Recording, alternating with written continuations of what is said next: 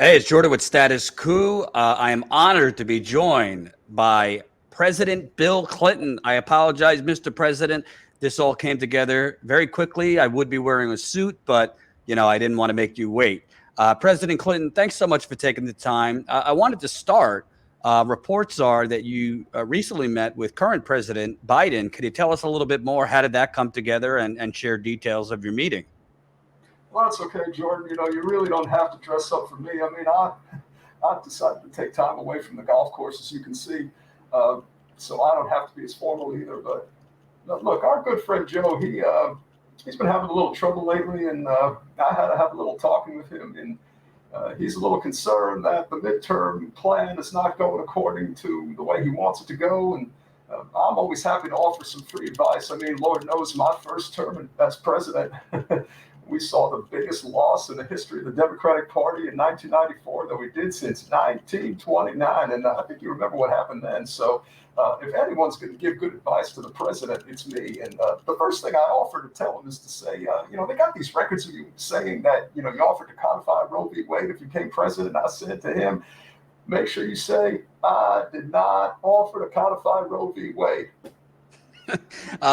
Now, President Clinton, obviously, there's things within President Biden's power right now, executive actions on student loan debt, the climate, et cetera, that might activate the progressive Democrat base, young people. I mean, you were known as kind of the triangulator, and you were known as somebody who could kind of reach out to those Reagan Democrats and also lefties. Did you tell them just pick up the pen, Joe, and cancel student loan debt?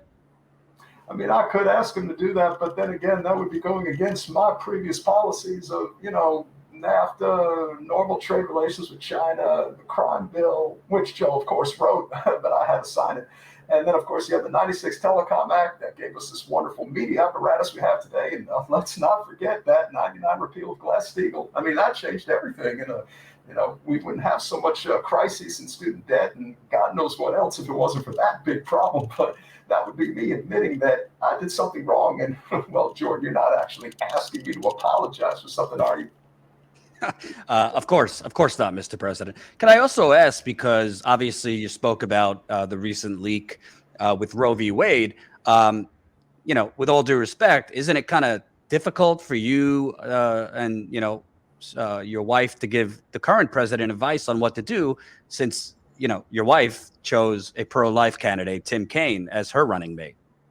Well, I appreciate you saying pro-life instead of anti-choice. I mean, that word seems to be getting its way around now, and that's not good. But, you have to remember something. Hillary, I hope she's not watching this, but she's not really liked by too many people. So what she had to do, which was, of course, strategy, she had to triangulate her way into the White House. So by picking an anti-choice vice president, it makes it so easy to say, well, look, Hillary sucks, but that vice president sucks even more. So you got to settle for Hillary. So I think it worked out just fine. Unfortunately, we couldn't convince enough people that I screwed over in the Midwest that it was a good idea to vote for her. Lord knows I had a little to do with that, but you know how it goes. People tend to have short-term memory, and we were pretty convinced that they would just buy into our BS versus whatever that other guy, Trump, was selling. So, look, unfortunately, the American people are starting to wake up to our nonsense, and we got to come up with new ways to fool them. I mean, did I say that out loud? Yeah, I guess I did. But, convince them that it's just better to go the way we want. I mean, how else could we stay so rich and so powerful? And President Clinton, you get a lot of credit for being a political wizard back in the 90s, but do you kind of regret, the Pied Piper strategy where you and Hillary were basically begging the media to cover Trump more because you thought it would be good if he became the nominee? Jordan, how could you possibly suggest that I would do anything other than make sure that I am cultivating as much financial resources for my family and friends? How could you ever suggest that that wasn't a great idea? I mean, hell, I'm from country bumpkin, Arkansas. I had nary a pot to piss in most of my life, and now I'm a $100 millionaire. I mean, you think I'm going to apologize for that? I don't think anyone would apologize for it. No, we send, hundreds of thousands of black people to prison for unjust reasons. We bombed the hell out of the Middle East. We probably are responsible in some way for 9/11 and all the other wars. My wife, of course, created one of the worst I guess what you would call, what do they sell slave markets in Libya nowadays because of getting rid of Gaddafi? I mean, we have our responsibilities, but our financial needs come first and foremost. I mean, what do you think we are, honest citizens? And let me ask you, President Clinton, because obviously you met with President Biden. Biden just met with Christian Smalls, the head of the Amazon labor union. He said, Amazon, here we come. But the president doesn't really have a long track record of actually being pro-union. He has marketing that he's a union guy, but he helped you push NAFTA over the line and many other things. Did you tell President Biden maybe it's time to reverse course here and actually be pro-union for real with this momentum with Amazon workers and Starbucks workers? What should President Biden do? No, we definitely don't want that because unfortunately in this country, you have to accept the bare minimum of what you're going to get. There is no justification behind paying everybody a living wage, giving them health care, making them think that they actually have opportunity, because then the jig is up. And at that point, what are we supposed to do? I mean, how the hell am I going to get invited to Pebble Beach and possibly even to Augusta? They don't really like me there anyway, but, because I was the country's first black president, let's be clear. As far as I can say, anything that's happening right now with President Biden, he's just making decisions to make sure that we don't get completely destroyed in the midterms. So kick the can down the road. That's what we say. It would make sense to try to get the party in line and convince them that, we have to codify Roe v. Wade, temporary displacement of the filibuster, and, basically expose Joe Manchin for all the wonderful crimes his daughter's committed. We could do those things, but of course, it's much, much easier to tell everyone to just vote for more of us in 6 months. Of course, it doesn't matter whether we're corporate or not. It just matters that we got a D in front of our name. So as long as people are buying into that crap, hell, this ride ain't ending, baby. It's going to go until I die, or Lord knows Hillary will kill me first. Whichever one comes first, I'm fine with that. And I hope your marriage is going well and no one's being killed. Lastly, it didn't really get reported, but Hillary, your wife, is pretty close with Reid Hoffman, the CEO of LinkedIn, the co-founder of LinkedIn and the co-founder of PayPal. Mr. Hoffman dumped in $150,000 to stop Nina Turner in Cleveland. Obviously, you and your wife, no fans of Nina Turner after she spurned Hillary to endorse Bernie Sanders back in 2016. Was Hillary kind of pulling the strings behind some donations to stop Nina Turner in Cleveland? I'm not aware of anything that Hillary may or may not have done to hurt Nina Turner in Cleveland, but I know this.